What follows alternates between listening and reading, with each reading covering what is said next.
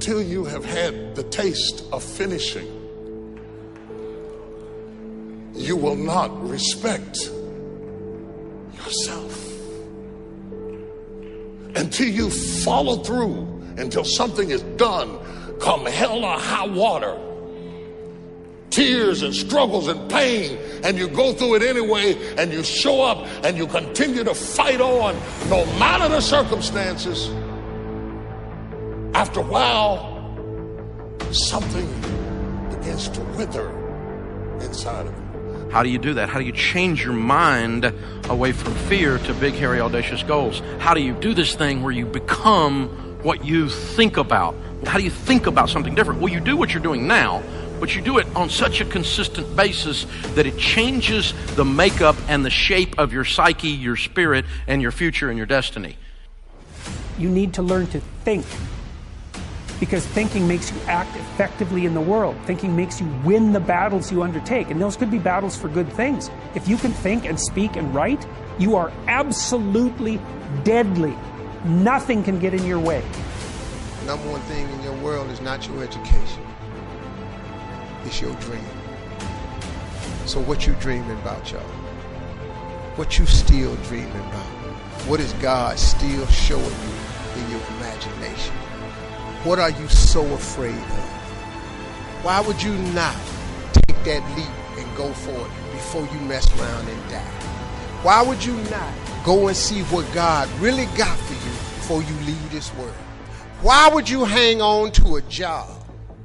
If you live in paycheck to paycheck right now, when you retire, they're going to give you 1/3 of what you can't live on now.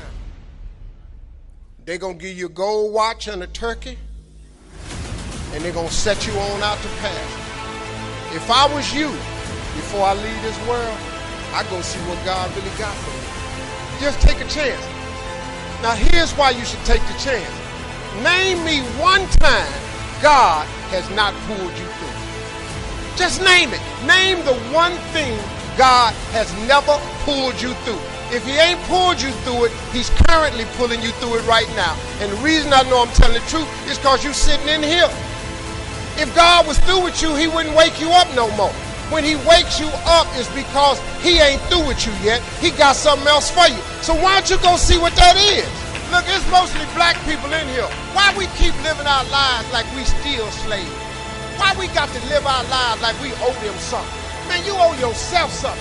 Go be free. Go see what God got for you. Oh, Steve, that's easy for you to say. You rich. Hell, did you hear me? I lived in a car for 3 years. On October 8th, I won $50. October 9th, I quit. How big a jump you want to take? You ain't even got to do that. A lot of y'all got savings.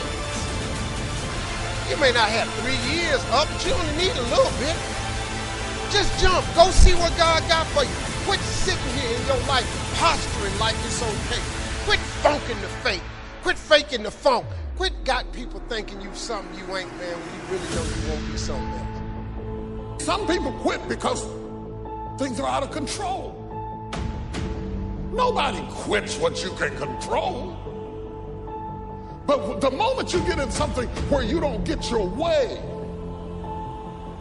or you get reprimanded, or you get corrected, or you go through this, or you go through that, or you go through the other, or it's bad conditions or bad circumstances, the first thing the immature mind says is, this is ridiculous, I quit. My self-esteem, even though I was building it up and I lost weight and stuff like that, I'm now around the most uncommon of uncommon people. And I'm like, my God, I'm here. Do I belong here? Do I belong here? So your mind has a good way of taking the path of least resistance. Whenever friction happens, friction causes growth. Whenever friction happens, that's why a lot of us don't have any growth, because when friction happens, we go the opposite direction. So in my mind, when friction happened, my mind said, oh, hey, man, let's get out of here. You're not real. You've lied your whole life. You come from this, you come from this, you can barely read. Those things, so whenever times got hard, my mind said, you're not good enough. Let's go. So my eyes, my mind weren't connecting. So how you combat that is this. I call it the cookie jar. You have to remind yourself. We all have a story. All of us have gone through very hard times. But when we're in a hard time, our mind has a way of forgetting what all we've overcome. I have a way of taking 1 second when I want to quit and saying, okay, you endured this. So I look at my life and how I came up as the ultimate training ground versus most people look at it as why? Woe is me. God, why? Why? I had to flip this upside down and say, hang on a second. God was training me to be one of the baddest men on the planet Earth. That's how this was my journey, because those things beat me, but they didn't kill me. You got to have a permeating attitude that you're going to win. You got to have a positive outlook. You got to be optimistic. You got to know you're going to win. You got to, right now, you got to say, I'm going to win. I don't mean just this contest. I don't mean the contest. I mean, I'm going to win. I'm going to win. My life is going to win. There's going to be a victorious life here. Because listen to me, the price you pay for losing here is too extreme. You have to carry the burden of failure the rest of your life. You carry that around with you if you fail here. The biggest thing that breaks my heart is you feel the spirit right now, and then when you get back, these dream stealers run into you, and they start to steal your dream, and you quit. You give up. You got to decide, I'm going to win. You got to decide that the failure part of carrying failure, you've been exposed to what your life could be. If you fail here, the price is extreme. It's forever. You carry the failure forever. I'm being honest with you. I meet people oftentimes that say, I was in WFG, you really changed my life at this meeting, but. And they put their heads down. They've been carrying it. They carry it. They see these Facebooks and Instagrams and what we're doing. You got to know you're going to win. You got to sell out. Yeah, I'm telling you, you got to become a sellout. You need to sell out. You need to get obsessed. You got to get relentless. You got to be a road dog. You got to get intense. That's what you got to do. You got to put your head down for a 4 to 6 year window. I don't care if you're brand new or you're one of these front rows. We need 4 to 6 years right now, like the best you ever had.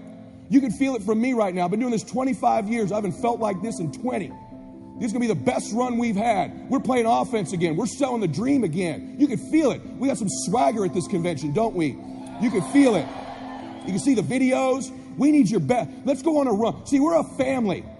We're a dysfunctional family sometimes, but we're a damn family. We don't always get along, but at the end of the day, we've done something great together. We've made history together. It's so funny we're talking about, there's nothing even remotely, there's not even something even 22% the size of WFG. It's hilarious that somebody you think that there's something like this.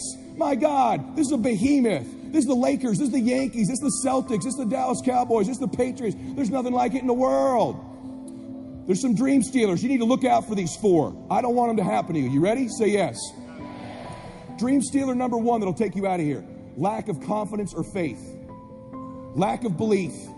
It'll steal your dream. You got to know you're going to win. You got to have some faith. These people sitting around you right now, they're whispering to you, you could do this. I believe you. Just like when you were a little boy.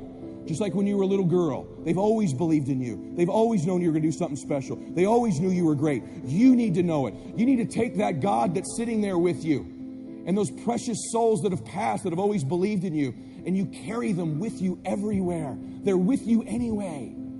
Acknowledge them. If you don't believe that, honor them. Honor God. Honor these people who believed in you with your magnificent life.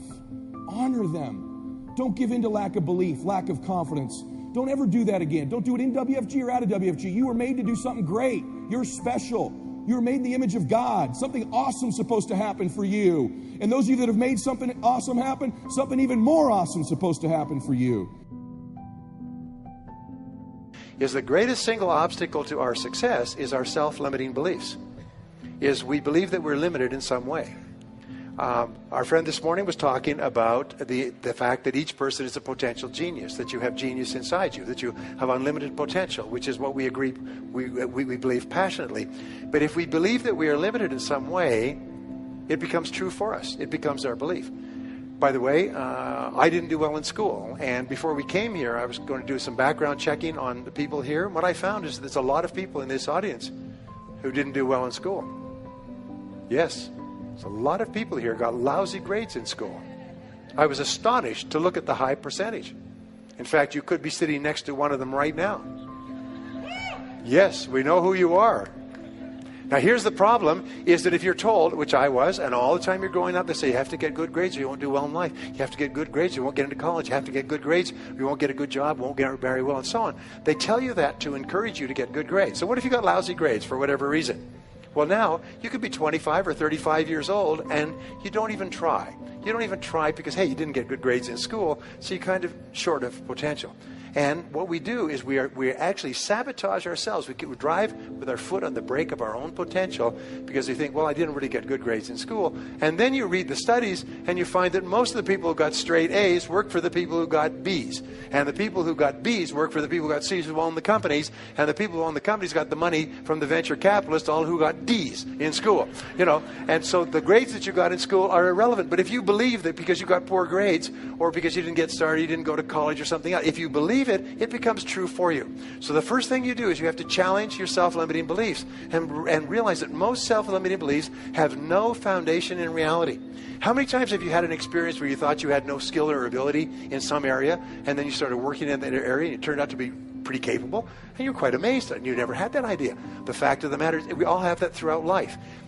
My friend Dennis Waitley has this wonderful line. He said, you could not use all of your potential if you had 100 lifetimes. You have so much potential. And what holds us back from using all of our potential is we believe that we don't have it. I will never forget the story of this fellow's grandfather came out, homesteaded a piece of land in Alberta, passed it on to his grandfather, passed it on to his father.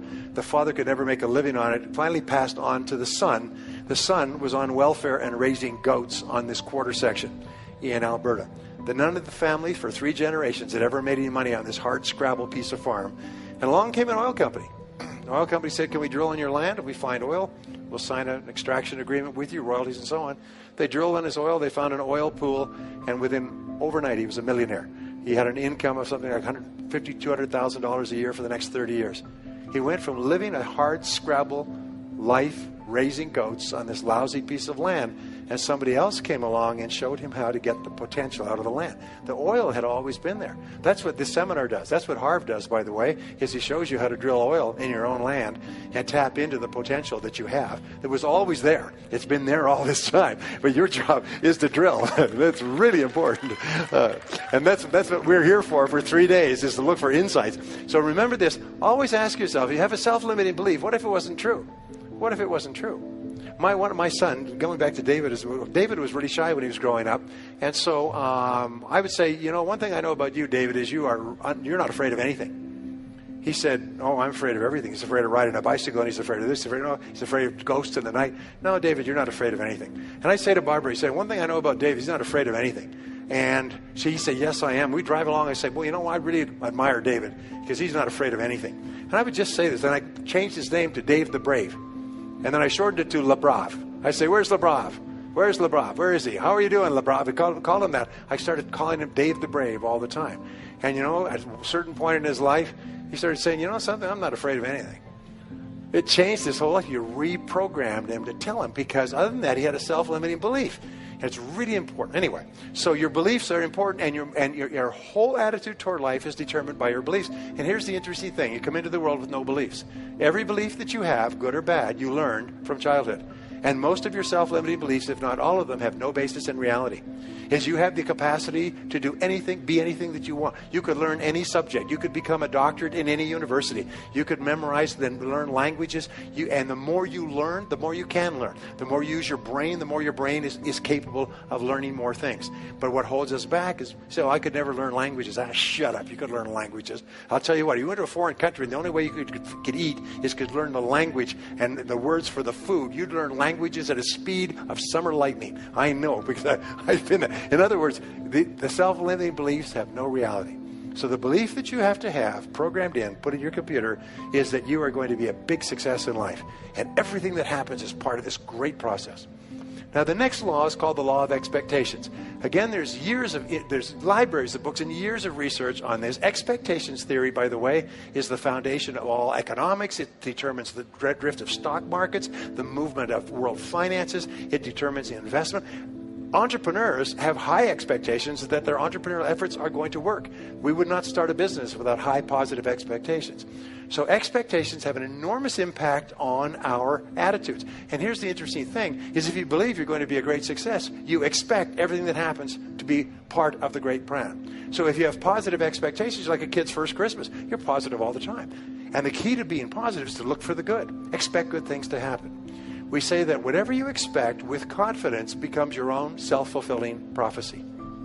Is you are constantly predicting your future by talking about how the way you think things are going to turn out.